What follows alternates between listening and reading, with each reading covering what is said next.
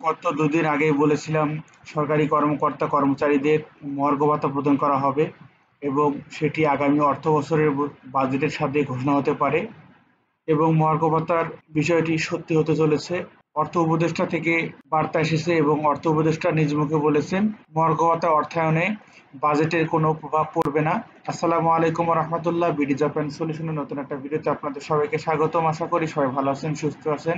তো ভিউয়ার্স, আজকের ভিডিওতে আমরা মহার্ঘ ভাতার সর্বশেষ আপডেট নিয়ে আলোচনা করব এবং মহার্ঘ ভাতা কার্যক্রম আগামী অর্থ বছরের শুরুতেই চালু হবে, এটি আজকের ভিডিওতে আমরা কনফার্ম আপনাদেরকে জানিয়ে দেব এবং মহার্ঘ ভাতা সম্পর্কে বিশেষ বৈঠক হওয়ার কথা এবং সেই বৈঠক নিয়ে আজকের ভিডিওতে আমরা বিস্তারিত আলোচনা করব।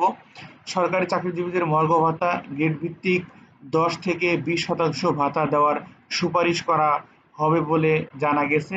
তো চলুন মূল ভিডিও দেখে নেওয়া যাক। দৈনিক ইত্তেফাক আজকে রিপোর্ট করেছে, অর্থাৎ 15 মে 2025 মহার্ঘ ভাতা সম্পর্কে তারা একটি রিপোর্ট দায়ের করেছে এবং সেখানে বলা হয়েছে যে মহার্ঘ ভাতা আগামী অর্থবছরের শুরুতেই কার্যকর হবে। মহার্ঘ ভাতার জন্য বাজেটে কোনো প্রভাব পড়বে না বলেও জানা গেছে। তো ভিউয়ার্স, আজকে চলুন মূল ভিডিওতে আমরা জেনে নিই আসলে মহার্ঘ ভাতা সম্পর্কে কি আলোচনা হয়েছে এবং আগত মিটিংয়ে কি কি আলোচনা হবে।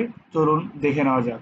গত জানুয়ারি থেকে সরকারি চাকরিজীবীদের মহার্ঘ ভাতা কার্যকরের পরিকল্পনা ছিল সরকারের, সে অনুযায়ী উদ্যোগও নেওয়া হয়েছিল, কিন্তু সংকটকালীন অর্থনৈতিক পরিস্থিতিতে এই উদ্যোগ সমালোচনা করেন অর্থনীতিবিদরা।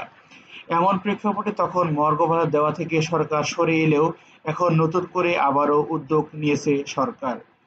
অর্থ ও জনপ্রশাসন মন্ত্রণালয় সূত্র জানায়, মহার্ঘ ভাতা সংস্থানের বিষয়ে প্রধান উপদেষ্টার মুখ্য সচিবকে আহ্বায়ক করে গত ডিসেম্বরে 7 সদস্যের একটি পর্যালোচনা কমিটি গঠন করা হয়। এই কমিটি পর্যালোচনা শেষে গ্রেড ভিত্তিক 10 থেকে 20% ভাতা দেওয়ার সুপারিশ করে।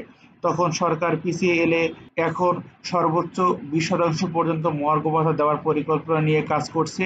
ভাতা দিলে আগামী অর্থবছরে বাড়তি কত খরচ হবে সে বিষয়েও হিসাব নিকাশ করছে সরকার। সংশ্লিষ্ট সূত্র জানায়, আগামী সপ্তাহে অর্থ উপদেষ্টার নেতৃত্বে একটি বৈঠক হবে। সেখানে অর্থ উপদেষ্টা জনপ্রশাসন সংক্রান্ত কমিটির প্রধান হিসাবে বিষয়টি তুলে ধরবেন। ইতিমধ্যে বৈঠক উপস্থাপনের জন্য একটি খসড়া প্রস্তাব করেছে অর্থ বিভাগ। সূত্র বলেছে, যদি প্রস্তাব অনুযায়ী মহার্ঘ ভাতা ঘোষণা হয় তাহলে সরকারি চাকরিজীবীদের বাড়তি 5% ইনক্রিমেন্ট পাবেন না। তো ভিউয়ার্স, আগামী সপ্তাহে কিন্তু মহার্ঘ ভাতা সম্পর্কে একটি বৈঠক হবে এবং সেই বৈঠকে নেতৃত্ব প্রদান করবেন অর্থ উপদেষ্টা। সেখানে অর্থ উপদেষ্টা জনপ্রশাসন সংক্রান্ত কমিটির প্রধান হিসেবে এই বিষয়গুলো তুলে ধরবেন এবং ইতিমধ্যে কিন্তু এই কমিটি বা এই বৈঠকের বিষয় নিয়ে তারা একটি খসড়া প্রস্তাব করেছেন এবং তারা এই তথ্য দিয়েছেন, যদি কোনোভাবে মহার্ঘ ভাতা ঘোষণা হয়ে যায় তাহলে সরকারি চাকরিজীবীরা যে বাড়তি 5% ইনক্রিমেন্ট পেতেন সেগুলো আর পাবেন না। জানা গেছে, অর্থ বিভাগের খসড়ায় 11তম থেকে 20তম গ্রেডের কর্মচারীদের সর্বোচ্চ 20% এবং প্রথম থেকে 10ম গ্রেডের কর্মচারীদের 10 বা 15% হারে ভাতা দেওয়ার পরিকল্পনা প্রস্তাব রয়েছে। প্রথম থেকে 10ম গ্রেডের 10% দেওয়ার হলেও 6,000 কোটি টাকা বাড়তি অর্থের প্রয়োজন হবে। অন্যদিকে 15% দেওয়া হলে ব্যয় দাঁড়াবে প্রায় 6,000 কোটি টাকা।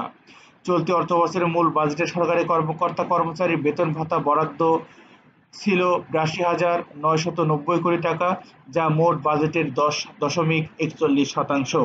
গত সরকারের আমলে বৈষম্য শিকার চাকরিজীবীদের কয়েক দফায় পদোন্নতি দেওয়ায় সংশোধিত বাজেটে এই খাতে বরাদ্দ বেড়ে 84,000 কোটি টাকা হয়েছে। তো ভিউয়ার্স, আমরা যতটুকু জানতে পারলাম মহার্ঘ ভাতা সম্পর্কে খুব দ্রুতই একটি ধামাকা আপডেট আসতে চলেছে এবং আগামী সপ্তাহে কিন্তু একটি বৈঠক হবে। সেই বৈঠকে নেতৃত্ব প্রদান করবেন, অর্থাৎ সভাপতিত্বে থাকবেন অর্থ উপদেষ্টা। জনপ্রশাসন সংক্রান্ত কমিটির প্রধান হিসাবে তিনি মহার্ঘ ভাতা সম্পর্কে বিষয়টি তুলে ধরবেন এবং একটি সূত্র মারফত আমরা জানতে পেরেছি যে মহার্ঘ ভাতা যদি ঘোষণা হয়ে যায় সরকারি চাকরিজীবীরা যে ইনক্রিমেন্ট পেতেন সেই ইনক্রিমেন্ট আর পাবেন না। এই ছিল মহার্ঘ ভাতার সর্বশেষ আপডেট। মহার্ঘ ভাতার নিত্য নতুন আপডেট পেতে হলে অবশ্যই চ্যানেলটি সাবস্ক্রাইব করে পাশে থাকা বেল আইকনটি প্রেস করে রাখবেন এবং আগামী সপ্তাহে মহার্ঘ ভাতা সম্পর্কে কি তথ্য আসে সেটি জানতে হলে অবশ্যই চ্যানেলটি সাবস্ক্রাইব করে পাশে থাকা বেল আইকনটি প্রেস করে রাখবেন। সবাই ভালো থাকবেন, সুস্থ থাকবেন। আল্লাহ হাফেজ।